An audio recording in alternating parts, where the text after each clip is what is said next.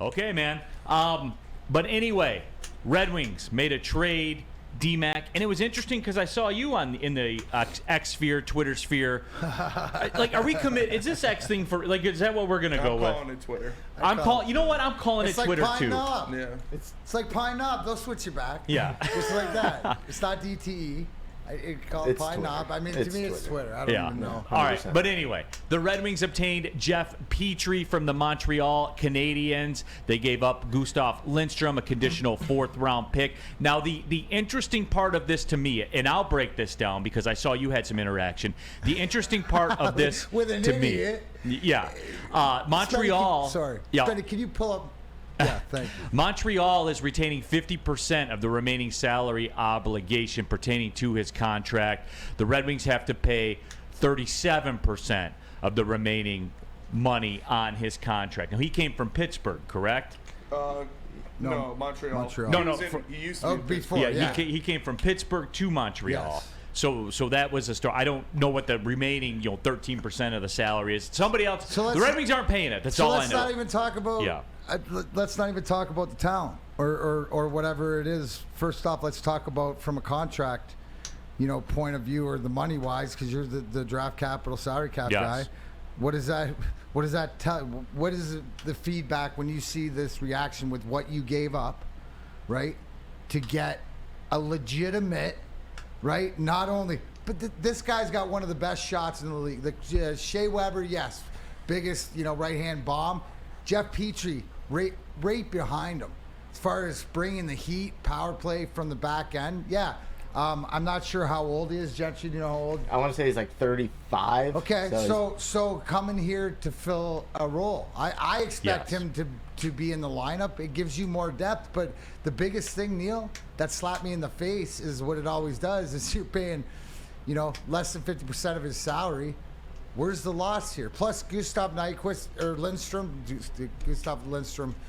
good player, but he's a sixth guy. He's a stay-at-home guy. This guy brings the offense. What have we been preaching on about when we talk about DeBrincat and stuff like this?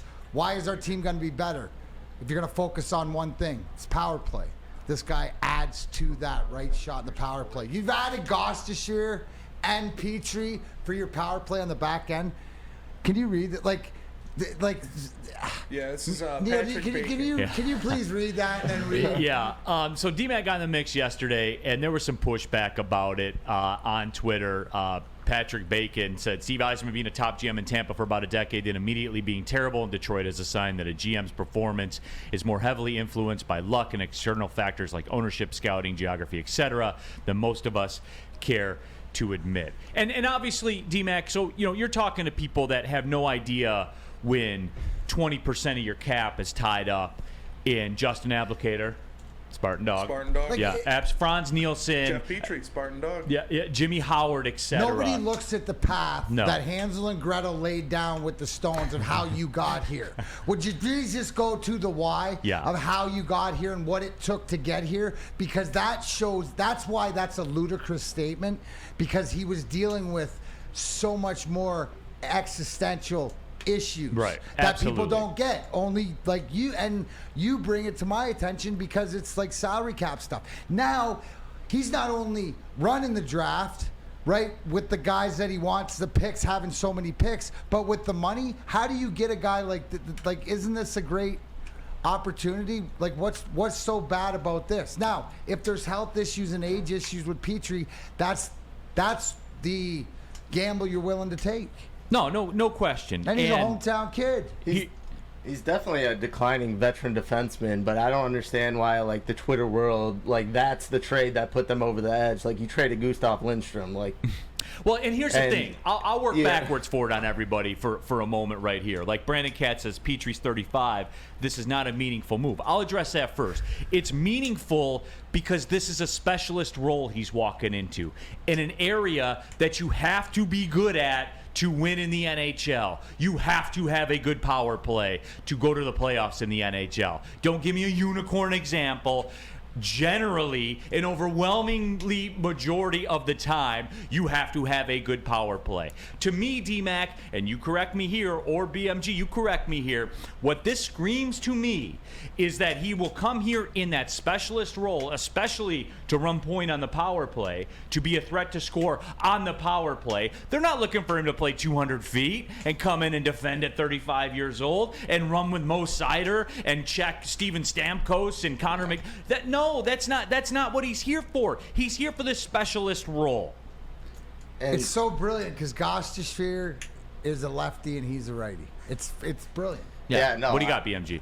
Though one thing it does worry me about is maybe that Simon Edvinsson may be a little more banged up than expected, but this is the perfect placeholder. And like you said, it's only 2 years. You're not paying him much. You're not paying much of a salary at all. So, I mean, I think it's a win-win. And again, it's one of those moves where, look, Steve Yzerman already drew the line in the sand. It's time to move now. You go get Alex DeBrincat. You're not doing that saying, well, I hope some more stuff comes together and maybe in 2 years we can get back in the playoffs. No, it's moving time now. These are moving time moves. This is what you all asked for. This is what the other sports entity in town was talking about. It's time to go make a push for the playoffs. What are you doing? You're sitting on your hands. These are moves you make to make the playoffs. And they're paying 37% of his contract. So here's the breakdown when you work backwards on it. For people that say it's not a meaningful move. With all due respect to Gustav Lindstrom, seventh defenseman, eighth defenseman, with all due respect. Is that fair? 6-7. 6-7. Yeah. All right. Oh, 100% fair.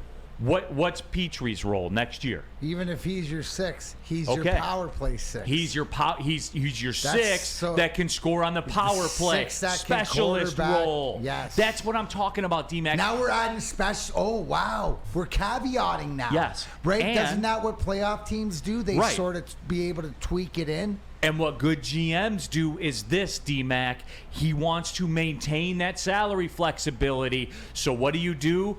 You serve up that 4th round pick and you give him Lindstrom because what are you doing with that? You sold them. There are 2 separate transactions. This is what I always talked about with the Matt Stafford trade. There were 2 separate transactions for what they did with Matt Stafford.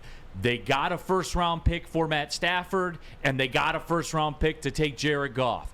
The Red Wings just made 2 separate deals in one. They got Jeff Petry, then they essentially sold Gustav Lindstrom and a 4th round draft pick for the rest of the contract. The 37%. That's it. That's all, guys. And to BMG's point about Edvinsson and to all the younger D, it doesn't mean that they have to rush them. So whether it's because of injury or not, but just to everybody knows, hey, all in due time. There's a push for the playoffs, but there's not a rush to get guys when they're not ready to play. This just makes them better. You can't say that this deal right here doesn't make them better than they were than yesterday. Right. And here's the deal, and Spenmo, you're going to like this one. I got this one all lined up for you. When Steve Yzerman makes a trade, it's a lot like Cardi B. I make money moves. That's what he's doing out there. That's what he's doing. Protecting salary cap. I make money moves. You can see it coming from a mile away. That's it. Like, it's 2 separate deals in one, everybody. And this one's classic right here. It is, and it's not like, you're a Steve bot. You're just, no, break it down. Break it down. Work backwards on it. I gave you the why, so what's your if you hate this, then what's your response to the logic I just dropped to you? You don't have any, because there is nothing you can say. It's cap friendly. You didn't give up really anything. He has a treasure trove of draft pick. This is what you asked for. He's making a move right now. D-Mac, the everyone around town, the cat spots and everything. What are they doing to go make the playoffs? Well, I would say DeBrincat and a specialist for your power play that can score goals as a defenseman on your power play, which he can do. I'm not asking him to check Connor McDavid, everybody. Go score a couple goals on the power play. That's it. That's the sole determiner that will make this a good trade.